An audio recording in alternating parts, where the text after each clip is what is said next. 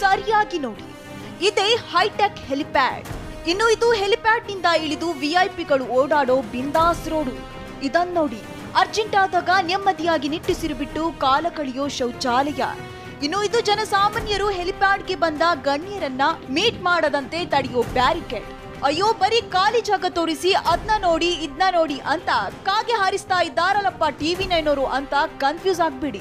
ಅಂದಂಗೆ ಹೀಗೆ ಕಾಗೆ ಹಾರಿಸ್ತಾ ಇರೋರು ನಾವಲ್ಲ.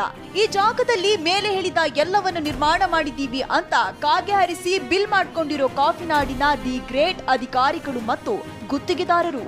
ಈ ಪುಣ್ಯಾತ್ಮರೇ ಸರ್ಕಾರವನ್ನ ಯಾಮರಿಸಿ ಬರೋಬ್ಬರಿ 20 ಲಕ್ಷಕ್ಕೂ ಅಧಿಕ ಹಣವನ್ನ ಜೇಬಿಗಿಳಿಸಿಕೊಂಡಿದ್ದಾರೆ.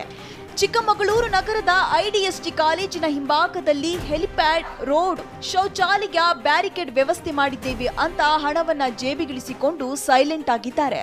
ಯಾರಾದ್ರೂ ದಾಖಲೆ ನೋಡ್ಕೊಂಡು ಇಲ್ಲಿ ಹೈಟೆಕ್ ಹೆಲಿಪ್ಯಾಡ್, ರೋಡ್ ಎಲ್ಲ ಇದೆ ಅಂತ ಬಂದ್ರೆ ಮುಗ್ದೇ ಹೋಯ್ತು. ಯಾಕೆಂದ್ರೆ ಅದೆಲ್ಲ ಇರೋದು ಕೇವಲ ದಾಖಲೆಗಳಲ್ಲಿ ಮಾತ್ರ. ವಾಸ್ತವವಾಗಿ ಈ ಮೈದಾನದಲ್ಲಿ ಯಾವುದೇ ಹೆಲಿಪ್ಯಾಡ್ ಆಗ್ಲಿ ರಸ್ತೆಯಾಗಲಿ ನಿರ್ಮಾಣವಾಗಿಲ್ಲ.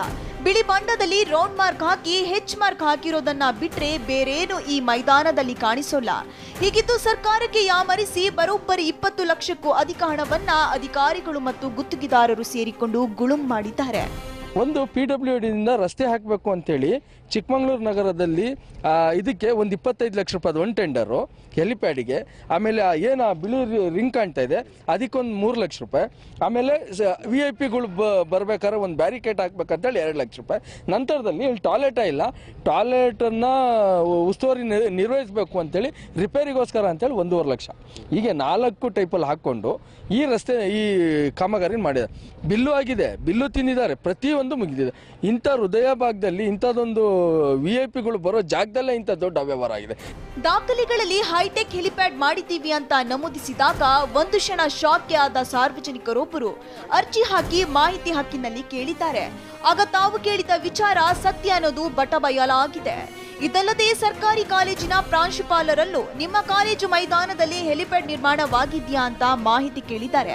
ಅವರು ಕೂಡ ಇಲ್ಲಿ ಯಾವುದೇ ಹೆಲಿಪ್ಯಾಡ್ ಆಗಲಿ, ರಸ್ತೆಯಾಗಲಿ, ಶೌಚಾಲಯವಾಗಲಿ ನಿರ್ಮಾಣವಾಗಿಲ್ಲ ಅನ್ನುವುದನ್ನ ಲಿಖಿತ ರೂಪದಲ್ಲಿ ಪತ್ರದ ಮುಖೇನ ಉತ್ತರಿಸಿದ್ದಾರೆ. IDST ಅಂದರೆ ಇಡೀ ಜಿಲ್ಲೆಗೆ ಪ್ರತಿಷ್ಠಿತವಾದ ಕಾಲೇಜು. ಆದ್ದರಿಂದ ಇದರ ಅಡಿಯಲ್ಲಿ ಸುಮಾರು ಕಾಮಗಾರಿಗಳು ನಡೀತಾ ಇರುತ್ತೆ. ಅದರಲ್ಲಿ ನಾನು ಒಂದು ಕಾಮಗಾರಿ ಇದ್ರ ಬಗ್ಗೆ ಡೀಟೇಲ್ ಗೊತ್ತಾಯ್ತು, ನನಗೆ ಮಾಹಿತಿ ತಿಳಿಯಿತು ಸಾರ್ವಜನಿಕರಿಂದ. ಕಾಮಗಾರಿ ಇಲ್ಲದೆ ರೋಡೇ ಮಾಡದೆ ಹಣವನ್ನು ದುರುಪಯೋಗ ಮಾಡ್ಕೊಂಡಿದ್ದಾರೆ ಅಂತ ಹೇಳಿದ್ರು ಸಾರ್ವಜನಿಕರು, ಹೆಸರು ಹೇಳದ ಸಾರ್ವಜನಿಕರಿಂದ ತಿಳಿದಿದ್ದು.